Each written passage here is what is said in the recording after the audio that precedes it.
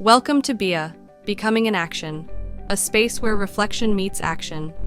Because becoming is a practice. Please welcome your host, Sandy Abair. Hello, I am Sandy Abair, and welcome to the podcast, BIA, Becoming in Action.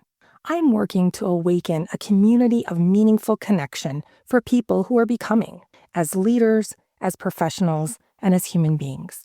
We never fully arrive in our lives. It is a journey, not a destination.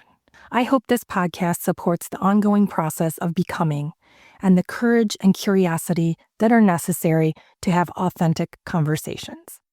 Today's episode is really special to me because I'm sitting down with someone I've known for over 10 years, Bailey Floyd. When I first met Bailey, she was a stay-at-home mom with a newborn. And since then, her life has unfolded in ways I'm sure neither one of us would have predicted that first night when I met her at Bunko. Over the last decade, Bailey has navigated a miscarriage, returning to work, building a career, a divorce, a powerful health and weight loss journey, dating, and now a new chapter. She is newly engaged. What I love about Bailey's story isn't just what she's been through, it's how she's moved through it, with honesty and courage and a willingness to keep becoming even when the path wasn't clear. Here on BIA, we talk a lot about awareness and action, about effort and ease, about the choices we make in the messy middle of change. Bailey's journey reflects on all of that. It's a reminder that becoming doesn't happen in big, dramatic moments. It happens in small, brave decisions we make every day. In this conversation, we talk about identity, loss, rebuilding, self-trust, and what it really means to choose yourself when life asks you to grow. Wherever you are right now, I invite you to take a breath, settle in, and listen with curiosity.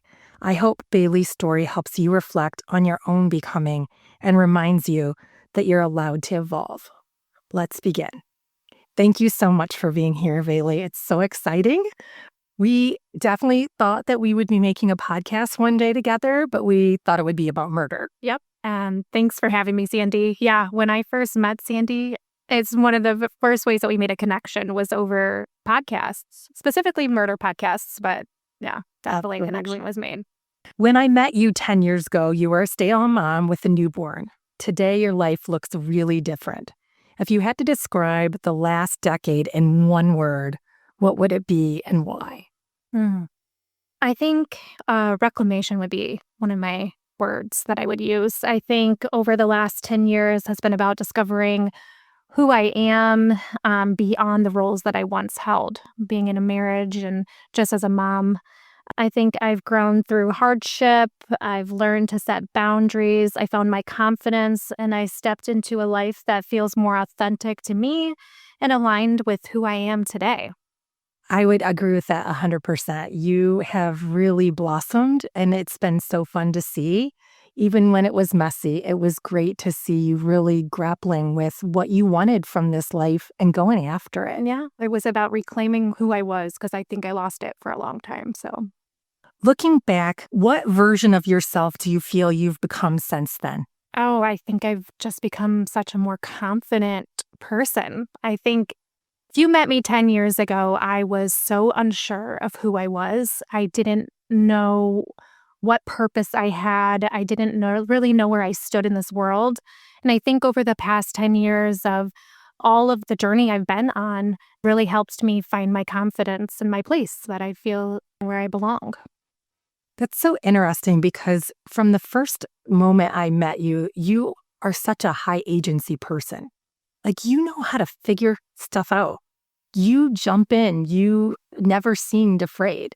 So it's fascinating how different it can feel versus how it looks, because I never would have thought you weren't confident. Yeah, I fake it till I make it, right? I feel like that's how I've made it through the world, faking it till I make it. But I feel like now I'm just so much more sure.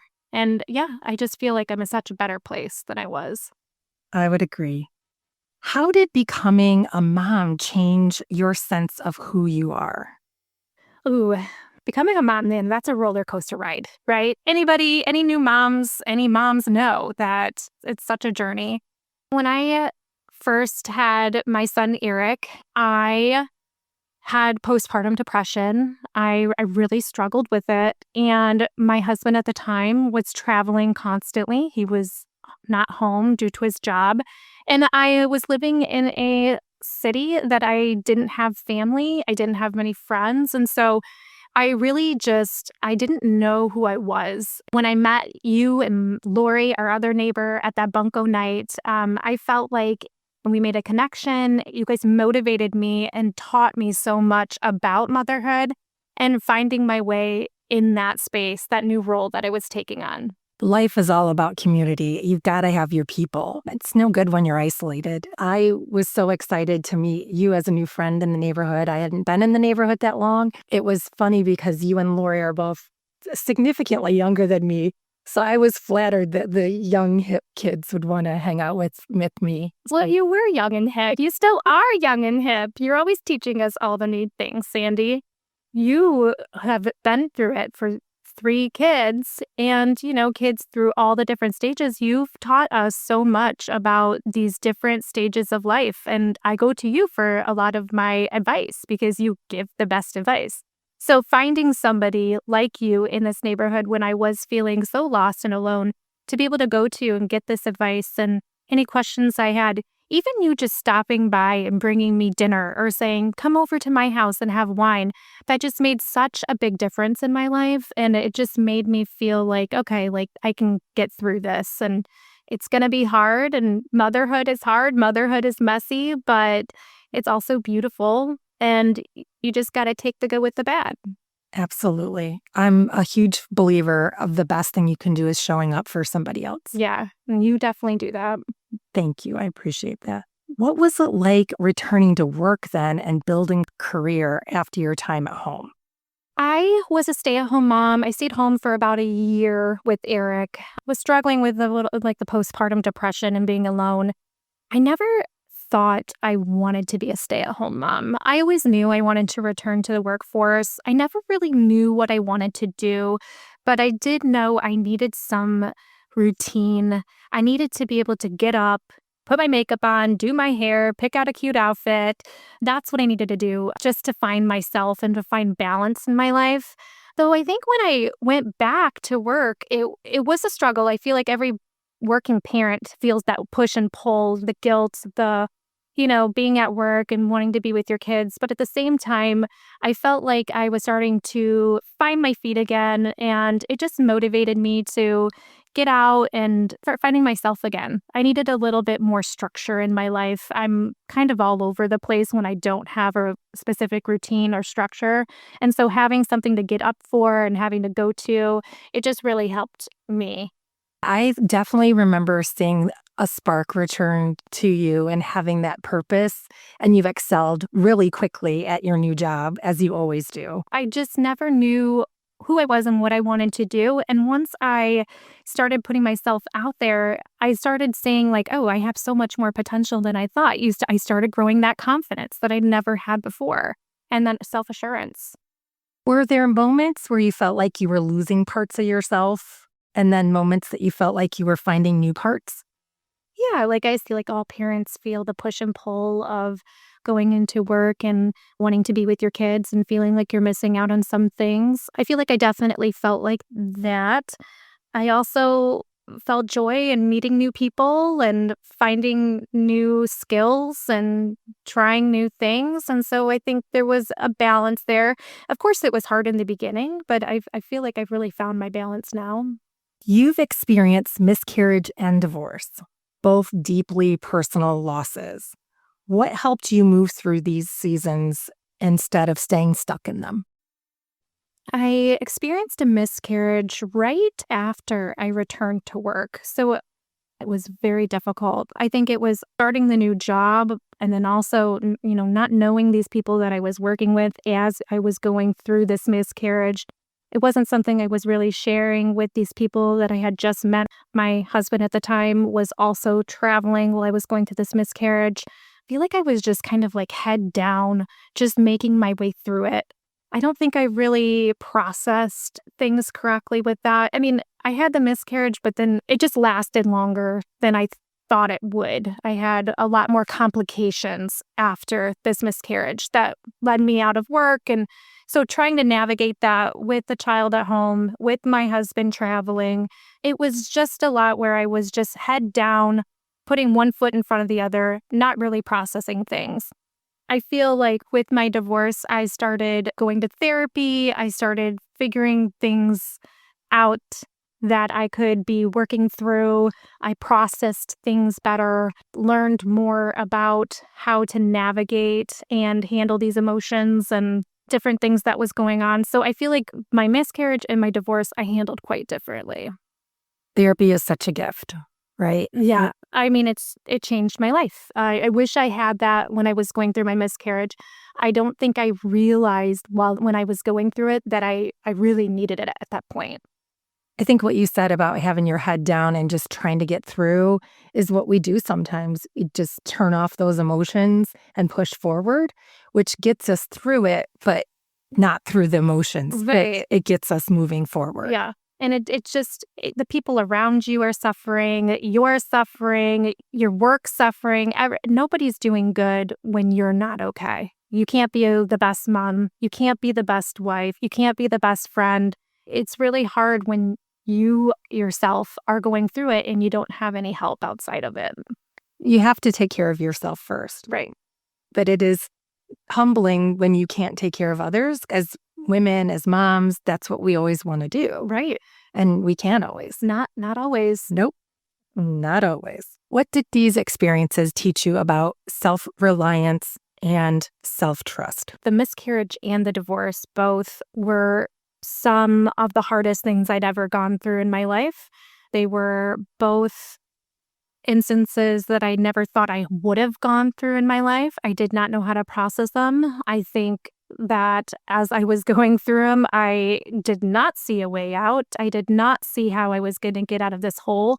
But it also taught me once I got out of it, wow, I can do hard things, right? Just like you used to tell me, like, you can do hard things. And yeah, it taught me that I am resilient to certain things and that I can grow and I can just become a better person once I get through things. Yep. Like we said, the only way through it is through it.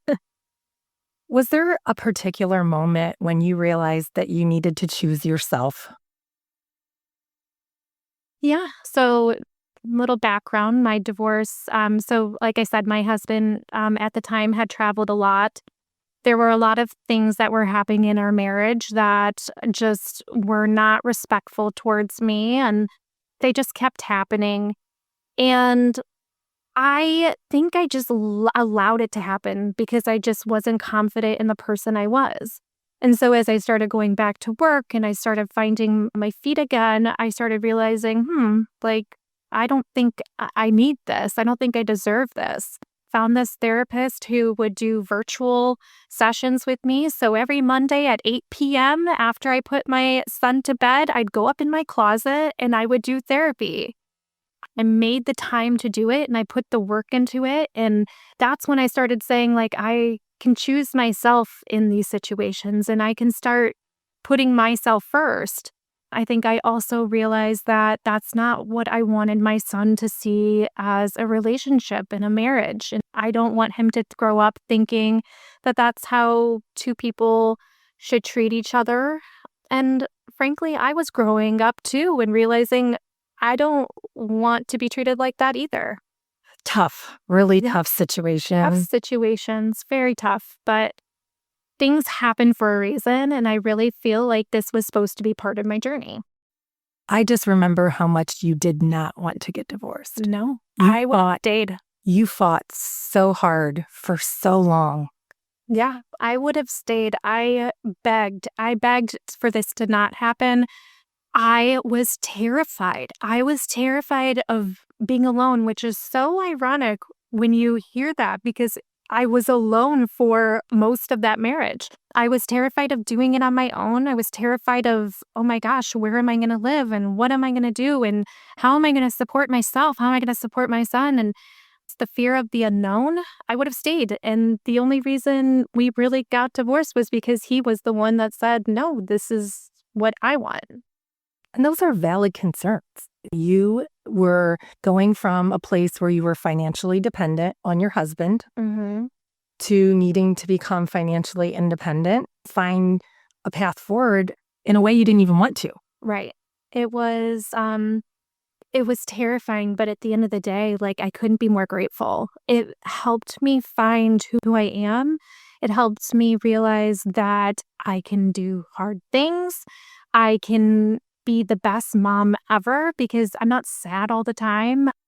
It really helped motivate me to, how am I going to make more money? What am I going to do? It made me put my head down and grow in my career. And it really gave me the push I needed, because if I would have stayed in this marriage, I would have been stuck. I would have probably never have evolved to the person I am today. And so I'm grateful. I'm grateful for this unfortunate journey and so thankful that I'm here. Ready isn't a feeling, it's a decision. Right. And you started moving forward before you were really ready Yeah. because you needed to. Yeah. I was it was in a dark, dark place, but once I started going to therapy, I started working on myself. I was so insecure as well. I mean, that's another thing. I was at the heaviest weight I had ever been at. I was not in the great space health-wise. I was like, who's going to love me? Who's going to love me looking like this? I didn't feel great about myself, but it also motivated me to say, okay, the only person that can help myself is me. The only way through it is through it, says Sandy. And that stuck with me. I got to get through this. There's no way around this. I got to get through it, and I got to get myself up. I got to get myself healthy, both mentally and physically. And I've got to do this not only for me, but for my son. Just so everyone is clear, Bailey has always been drop dead gorgeous at any weight. So I just need to be clear about that. I know. I'm much more secure when you feel better about yourself. Absolutely. I just wasn't taking care of myself, and bad food, all the things. So proud of you for getting through it. Thank you. Where in your journey did effort serve you, and where did you have to learn to just let go and allow? I think the therapy thing, I had to do the work. I had to do the work. I had to put the effort in. That served me, right? I had to do what I needed to do to become a better person for me and for my son. Letting go of my marriage was something I just had to do. It was after months of hoping that this wasn't going to happen. Once I finally let go, it was amazing how light I felt. I felt like this weight had been lifted off me that I had never knew was there until it was gone. And so letting go of that marriage was one of the things that helped me the most. What does ease look like in your life now compared to 10 years ago? That's a good question. As women especially, we are constantly just trying to make everybody happy. I think we try to make people think we're superheroes, that we can do whatever, we can make it all work. And I think in this last year or so, I've just learned, like, things can wait. Is that really a rush? Do I really need to do that? Do I have to have that done right now? And learning to just sit back, take a breath, and say, you know what? I don't think I need this. I don't need to do this right now. I can take time with my son. I can take time and just relax if I want to. I think it goes back to your previous podcast of you saying, like, I wanted to watch me and Gerard wanted to watch movies, and I always felt like I had to get everything done. And I feel like women, we do. We were looking around the house and we're thinking, oh, the laundry needs to get done. The dishes need to get done. And I think in the last couple of years, I've learned, like, things can wait. That's so powerful and so smart, because you're right. We do have this sense of urgency around things all the time that are not urgent. Right. Whatsoever. We make them urgent. Correct. What small, consistent choices made the biggest difference in your weight loss and personal growth?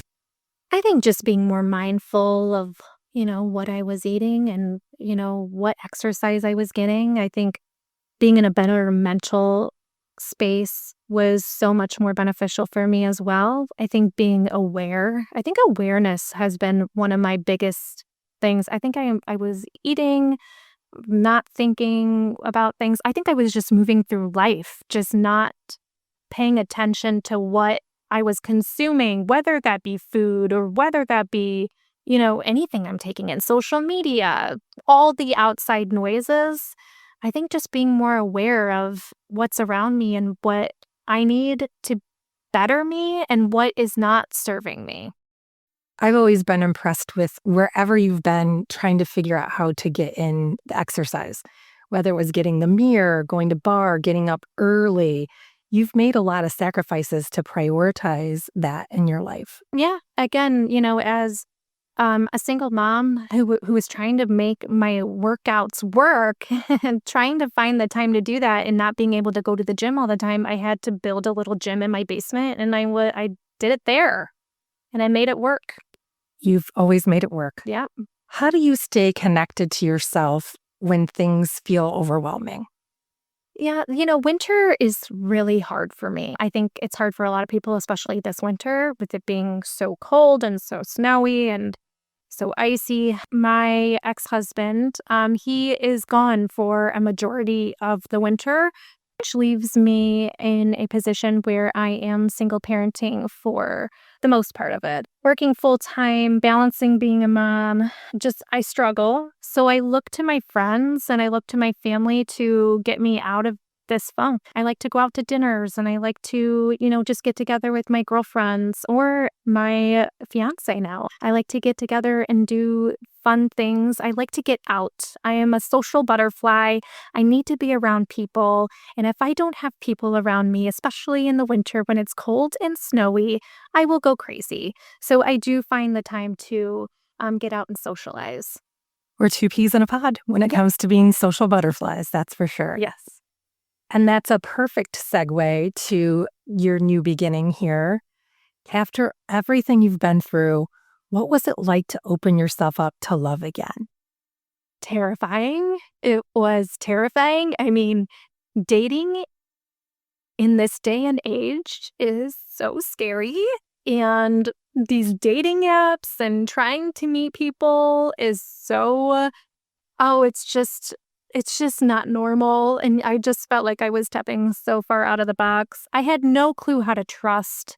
I didn't believe anything anybody was saying. I needed to sort my stuff out before I could go into the dating world. But once I met somebody, my fiance now, Chris, he really taught me how to trust again. Everything that was coming out of his mouth, I did not believe when I first met him. I couldn't believe anything he said. And after a while, I was like, oh, wow, he's genuine. He's a very genuine, trustworthy person, and I've never experienced that before. And somebody that just really loves me, adores me, thinks I'm funny, thinks everything about me is great. So yeah, it's been quite the roller coaster dating. I didn't do much dating, but I went on a few dates and they weren't the best. So I got really lucky when I found Chris. Yeah, you went on enough dates to know that you didn't want to go on a long year. It's interesting out there. It is. It is. And he is great. And it's been great to see you blossom by his side and see how he truly, truly adores you. Yeah. When I first met him, I said, my biggest thing is that I want to feel safe. I want someone that makes me feel safe. I did not feel safe in my past relationships. It wasn't just my marriage. It was relationships before that as well. And he's really made it a priority to always make me feel safe. He mentions it quite often, and I had only had to bring it up to him once or twice when we first started dating. And that stuck with him, that, hey, I need to make you feel safe and I will do whatever I can to. So just the fact that he's putting that effort in to this is just something I've never experienced before. And it's really great. He is definitely somebody who knows how to show up for others. Yes. And he loves to go deep and have deep conversations. He's done the work on himself too. And I think that's so important. You need somebody who has done the work, has learned their lessons, has just put the effort into themselves in order to be with me. Like, you can't be a good partner for somebody if you haven't put the work in yourself. And he shows up every day, and I'm so thankful for that. It's amazing. Mm-hmm. Tell me how you're feeling about the engagement and this new beginning. My goodness. Yeah, so I think I'm just doing it different this time. My last engagement, I felt like I was just doing the steps, right? Okay, we dated for this long. Now we got to get engaged. Now we got to get married. And right now, we're just enjoying being engaged. We're not making plans right now. We're going to do it in our own time and on our own terms and how we want it. And I think that'll just be how it's supposed to be, and it'll be perfect that way.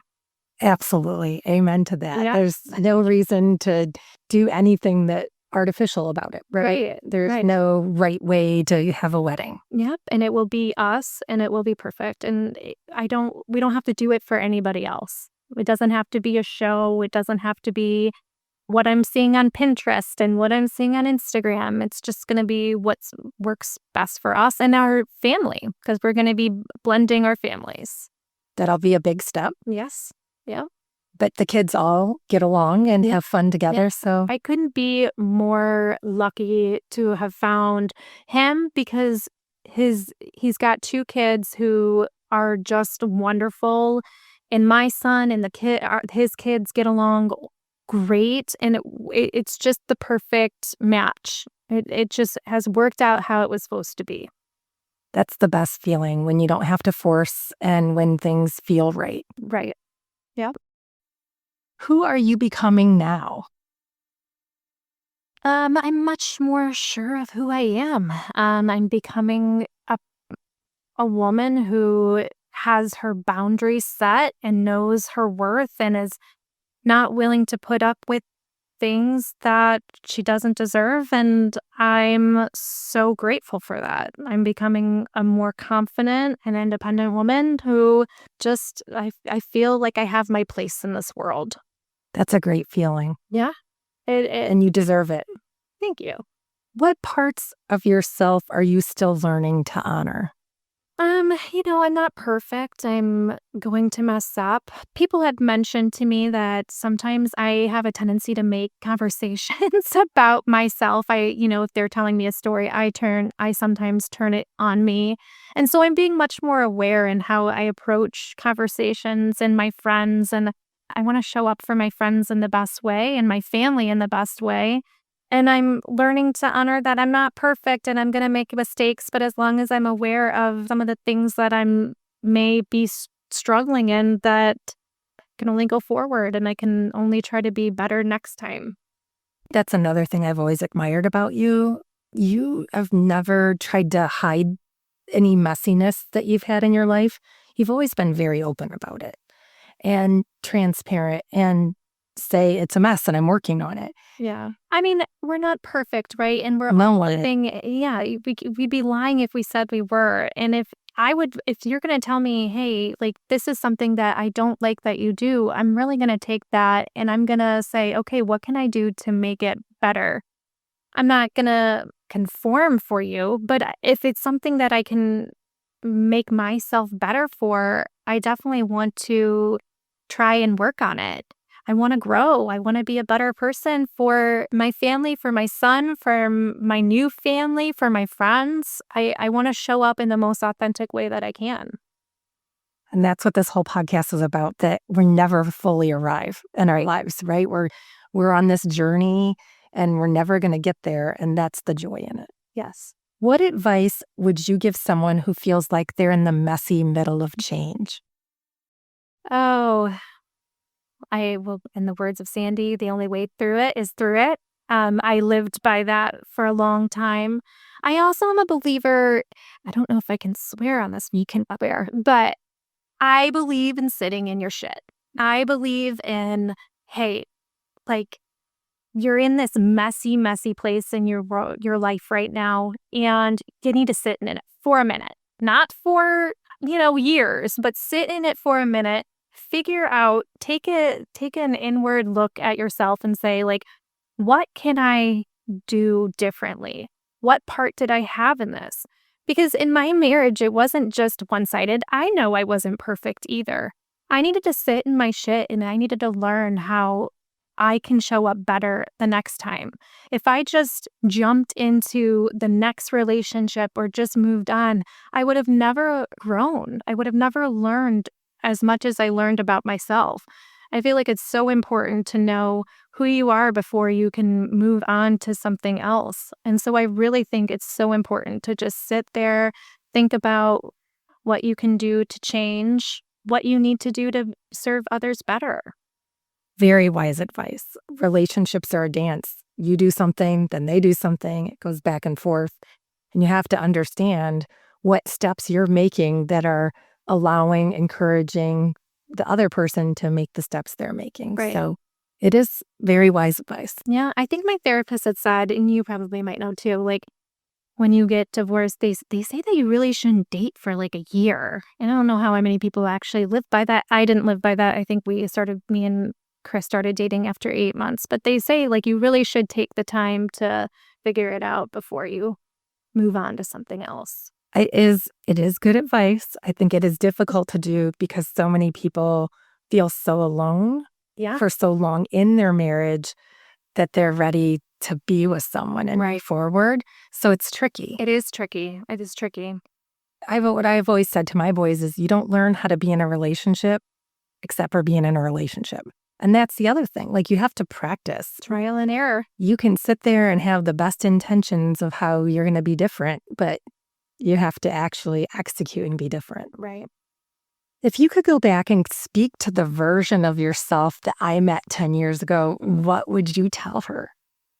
Oh, girl, life is not what you planned. It's not always going to work out the way you thought it was going to work out. 10 years ago, when I met you, I was going to have 3 kids and I was going to be the best stay-at-home wife and things were going to be perfect in my little side of the street. Life doesn't go that way and things happen and it's okay. That's how you grow and that's how you learn. And sometimes you guys stop and smell the roses and stop trying to move on to the next best thing. And sometimes you just got to sit there and learn from it. And aren't you glad you let go of those expectations? Yeah.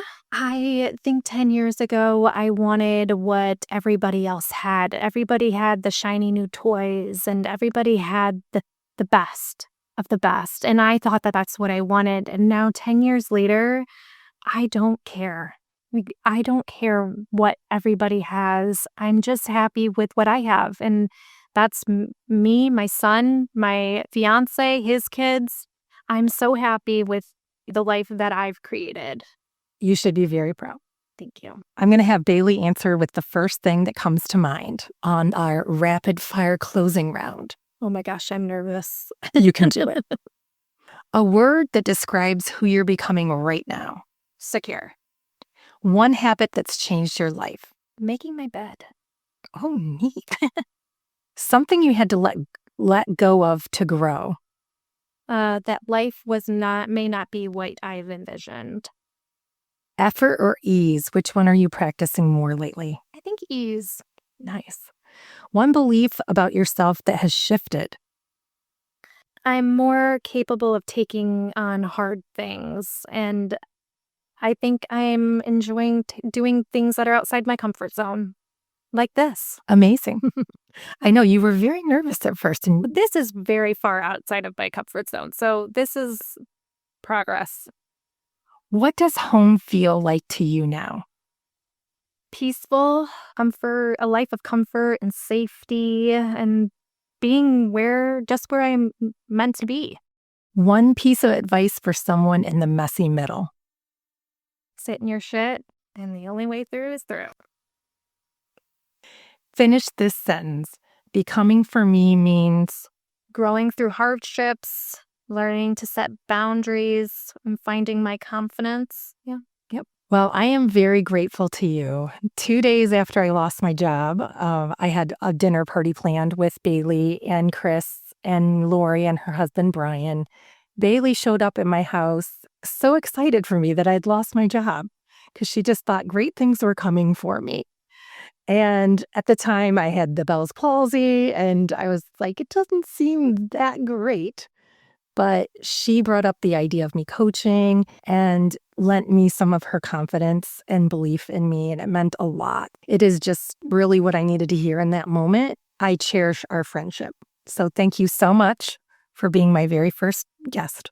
Thank you, Sandy. I just want to say that when I came over for that dinner, I know you were not in the best place, but even if after those two, like, what are we, 1 month out, 2 months out, you've blossomed. You are in such a good place, and I haven't seen you happier in a long, long time. So I'm so proud of you. Thank you.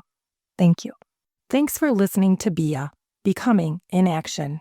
The name Bia comes from the Greek goddess of force and power. And to me, it's not power over others, but the inner strength it takes to speak honestly, set boundaries, and move forward with intention. Becoming in Action focuses on the fact that growth requires both reflection and movement. Awareness without action doesn't change anything, and action without awareness isn't sustainable. Becoming really is a practice. If this sounds like a journey you're interested in going on with me, please hit follow in Spotify, follow Bia Personal Coaching on Instagram, or check out my website, biapersonalcoaching.com. And if you know someone who's in a season of becoming, please share with them. Thank you, and see you next time.